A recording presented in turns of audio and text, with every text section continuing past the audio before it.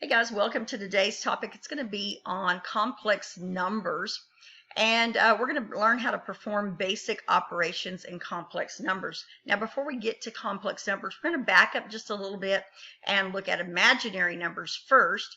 And so the first thing that you're going to need to be able to do is simplify a radical that contains a negative number, and then that's going to form our complex number that we'll talk more about. We're also going to look at patterns with imaginary numbers so that you can predict larger imaginary numbers. And that might not make sense right this second, but as soon as we get started, hopefully it will. So let's go ahead and go to our vocabulary. So we're going to have three words that we're going to talk about. And the first one's what's an imaginary unit, then what's a complex number, and then what is an imaginary number on that. So let's talk about what the imaginary unit is, okay? And let me just give you an example of where this comes about. So I want you to think about if I tried to take the square root of a -4, and if I could do that. Okay, so the first is to remember the definition of square root, which is a number times itself is what we're looking for. So in this case, I need to know what number times itself gives me a -4. Well, hopefully you remember your positive and negatives, your integer rules, that a positive times a positive is positive, and a negative times a negative is also positive. So there's no way to take a number times itself and get a negative value. So normally what we would say is that this has no real solution. Okay? So when you first learned this, you learned that it had no real solution or no solution to it. You couldn't do it. Okay? Well, when we get into algebra, and especially when we start talking about square roots and so forth, we have to be able to find a way to get past that no real solutions. Because by saying no real solutions, it kind of stops our problem. And so we need to kind of get a way to get around that. And so what scientists or mathematicians, not scientists, what mathematicians have done is they have come up with an imaginary unit. And we've defined the imaginary unit as a negative square root of a -1, and we call it the letter I for an imaginary unit. Okay? So how this works is if I take that square root of a -4, and I actually break it into its factors then, okay? The square root of a -1 and the square root of 4. Now I can take that square root of 4, it is 2, and I know what the square root of a -1 is now, it is I, okay? And so this is I times 2. Now, the way you're going to have to write this, though, and that's where the complex number comes in, is they always want us to write it with the 2 first and the I second. And we call this the real part, okay, and the rest the imaginary part. So this is called the real part, and then the I is the imaginary part. And we'll talk more about that when we do complex numbers, okay? So this as a whole, this 2I, would be an imaginary number, okay? So now let's talk about how we're going to use this. Okay, so let's look at the square root of a -16. We're going to do it just like we just did the square root of a -4. So we're actually going to break this apart into a -1 and the square root of 16. Square root of a -1, square root of 16. So the square root of a -1 is the I. The square root of 16 is 4. But we're going to write this as 4I. Final answer. Okay, so don't make it overly difficult. Just realize that when you see that negative, okay, under the radical, you're going to have an imaginary number. Now, guys, here's the thing. Under the radical, I am not talking about if the negative's outside of it, okay? We're only talking about if it's inside the radical, okay? It's okay to have a negative outside. We cannot have it on the inside. So, again, this one, I'm going to break it apart, -1. Now, you could go ahead and do the square root of 200 here if you want. But what we could also do, remember from our last video, is break this apart into our perfect square, which is 102.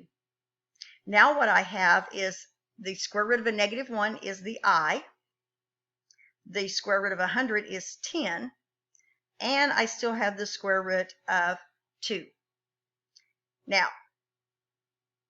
by definition, you would write this 10 square root of 2i, just like what I did the 4i. Okay? But I'm going to tell you this.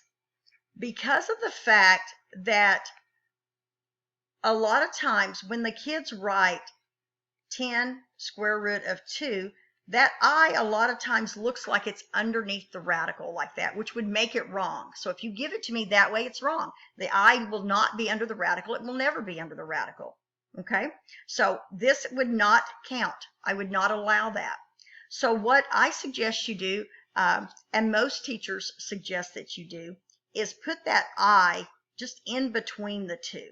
No, it is not in the complete definition. I'll show you here in a little bit of what a complex number is, but it ensures that we don't confuse that I as being underneath the radical. Okay, so be sure that that is how you write it. That's how I want it written. Okay, now the last problem. There are times when we have two square roots. Okay, so let's say I have the square root of 2 times the square root of 3.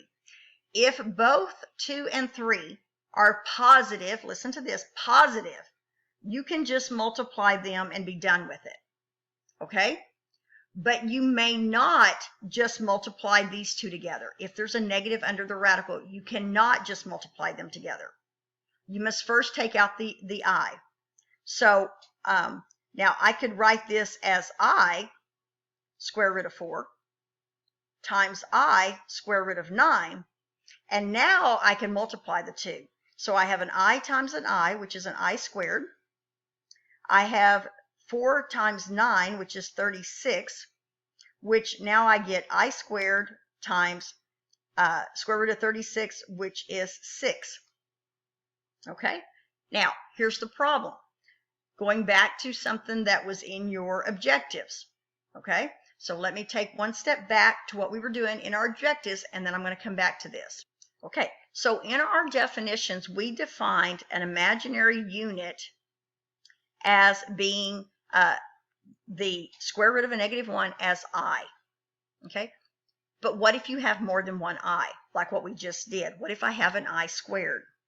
Well, guys, I squared is simply going to mean the square root of a negative 1 times the square root of a negative 1. Or another way of writing it is the square root of a negative 1 squared. And we've talked about it already, the fact that a square and a square root undo each other. Okay? And so if they undo each other, all I'm left with is what's under the radical, which is a negative 1. So I squared is a negative 1. Okay, we're going to find us a pattern here. Now I'm going to do I cubed. Okay, so I cubed would be an I times an I squared. I could break it apart because I know that an I is just an I, and I know an I squared is a negative 1. So a negative 1 times I is a negative I. Okay, and so that is what I cubed is defined as a negative I. So what we're going to be doing is anytime you see anything above an I, you're going to simplify it down, okay? So when your final answer gets there, you will never have anything above an I, okay? And then our last one would be I4. And you could do it multiple ways. I'm just going to take an I2 times an I2, okay? Which would be a negative 1 times a negative 1, which is 1. An I4 is 1. Okay, so I'm going to erase this real quick to give us some room, and I'm going to show you what the next number is. Okay, so the next would be an I5. Now I could do this multiple ways, And I could even do it a couple just to show you. So maybe I'm going to say it's an I4 times an I. Okay, that's an I5, right? So an I4, we just said by definition was a 1. And I is just I. So an I5 would be 1 times I, which would be I. Okay? Let's try another one here. What do you think I6 would be? Oops. I6. Well, I could do, what would be an easy one? How about an I4 times an I2? So 4 plus 2 is 6. So I4 again is 1. An I2 is a negative 1. So an I6 would be 1 times a negative 1 or a negative, make sure I got that right, negative 1. Okay, so I6 is a negative 1. Are you seeing a pattern going here? Okay, are you seeing a pattern? And hopefully you do. So look at these 4, okay? And now I'm starting to repeat myself. I I6 is a negative 1. So if I keep going, I7 would then be a negative I. I8 would be a 1. Okay, see how that goes? And then I'm going to go back. I9 would be I. I10 would be a negative 1. Now I'm to here. Okay, see how I'm doing that? So it's just going to keep repeating. Every 4 will go back. So with that in mind, we can make predictions of what all the different I's is. And a lot of times, especially on standardized tests, to see if you really know what I's are in the pattern, they will ask you for something like what is, let's say, we won't go too far down the road. We'll go with I10, okay? So if you do I10, okay, it's a negative 1. Now, let me show you how you would do if you didn't know all the others. So here's what I'm going to do. I'm going to erase all these, okay? Suppose we just remember the 4, okay? And I want 10. Here's how we would do this, guys. I would take 10 divided by 4. That's going to give me 2, and 2 fourths left over. Now, what I don't want to do is reduce this. This is going to tell me where I'm at. It's the same as an I2. It's that one right there. Okay, let me show you another one. How about if I had I to the 23rd? So I'm going to take 23 divided by 4. That's going to give me 5. 3 left over.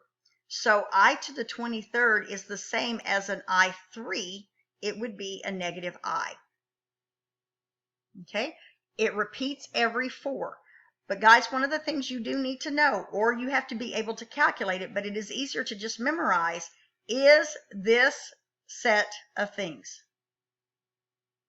So be sure you have that written down somewhere. And again, note out there, memorize. That is the easiest way. Okay, memorize that. Now, with that said, let's go back to the problem we were just at. Okay, so we were doing this problem right here, and I said, okay, we've got an I squared. Well, now I know that I squared is a negative 1, so this answer is actually a negative 6. Okay, so hopefully that makes sense. We're going to do some more, so we'll let you try it and see how you do. Okay, so I jumped down to the we do's, or over to the we do's, and I'm going to start you off, and then you're going to be able to hopefully answer questions with this. So first off, number 1, what should be the first thing I do with the square root of a negative 36? Okay, and hopefully your answer was we need to break this apart into a negative 1 and 36. Into my 2 factors. Now then, what does the square root of negative 1 equal? And hopefully you said I. What's the square root of 36? 6. And my final answer here, again, don't forget the I we're going to put second, is 6i. How did you do there? Okay, so our next one is going to be, what's the square root of a negative 162? So go ahead and figure that one out. Okay, so let's see if you got it right. We did the square root of a negative 1, square root of 162. Now 162 will break down into 81 and 2. Square root of a negative 1 is I. Square root of 81 is 9. And then I have the square root of 2. And then when I rearrange this, guys, I want the I between the two. Okay. Next one is the square root of a negative 48. Okay, so again, the first step is the square root of a negative 1 and the square root of 48. We're going to find a perfect square in 48. That would be 16 and 3. So the square root of a negative 1 is I. The square root of 16 is 4. And then the square root of 3. And again, remember, we're going to just rewrite it with that I in the middle. Okay. And then our next one is 3 times the square root of 20. Now, I haven't done one of these for you in a little while, so let's just talk about that. The 3 out in front is just going to stay there, guys. So the rest of the problem, you just keep working just like I did to the others. And just remember that 3 is out in front. It is a multiplication here times whatever you get. So see if you can get that worked out. Okay, so again, I'm going to break it apart. Negative 1. The perfect square in 20 is 4 and 5. So the square root of a negative 1 is I.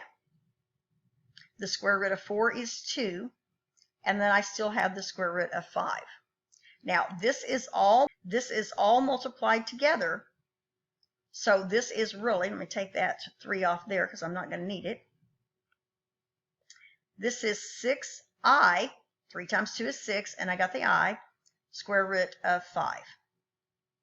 Okay?